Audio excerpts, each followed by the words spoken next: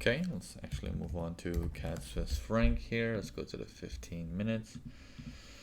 Let me move this to more recent markets here, for example. Oh, sorry. Okay, so let's take a look at this one here. How would you see an entire movement like this look like on a higher time frame? Okay, on one time frame higher, which is the 60 minutes, which is a multiple of 4. We got 4 15-minute candles that make one 60-minute candle. Okay, so imagining this thing on a higher time frame. What if you were to draw it out? It looks like a movement down with a sharp movement up and then a hold right there and like that, right? What if I draw that in one single candle? In a single candle, that would be the highest point would be here and the opening price right here. Highest point and opening price right there. And because it closed lower, this is the opening price. Because it closed lower, the candle is going to be red, obviously. So it's going to look like that, the close. And then what's the lowest point here? So it's going to be a red bar with a big wick on the bottom. Now, what does that tell you? If you're looking at this entire move coming down, that thing, this entire area right here, is going to grab the attention of a big boy that, hey, wait a minute. You know, we're getting some tail showing up. A tail is nothing like but a rejection, right? On a higher time frame. So you can start to assume these things and start to imagine these things of, hey, not only is it a sharp turn around here, like a V formation as we call it, but it's also something the big boys can see on their time frame. So let's take a look at this area and see how that looks on one time frame higher, which is not so far high. Here we go. One time frame higher, it just gets sharpened up.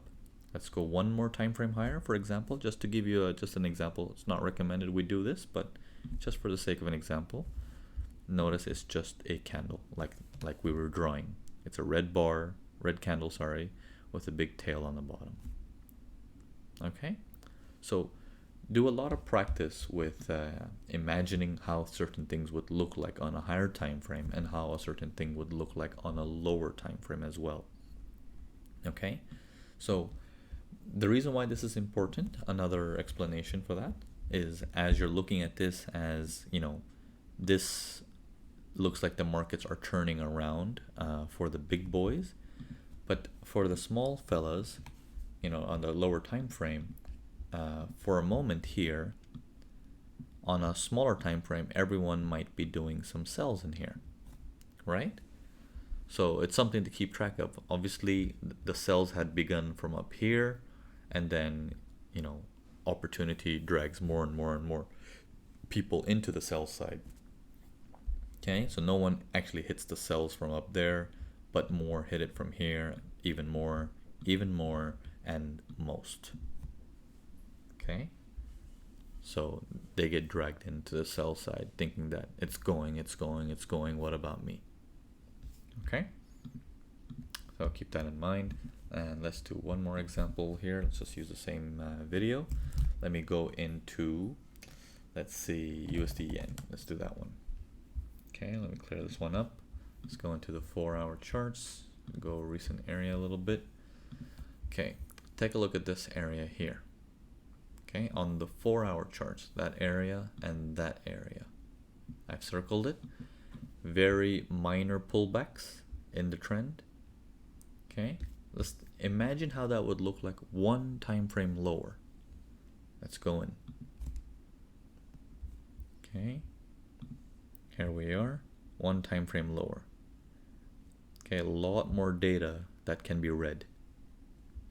Okay, obviously these are microscopic, and the lower time frame you go, you might even, you know, if you go down to the 5-minute time frame or the 1-minute time frame, this is going to be a clear uptrend, for example.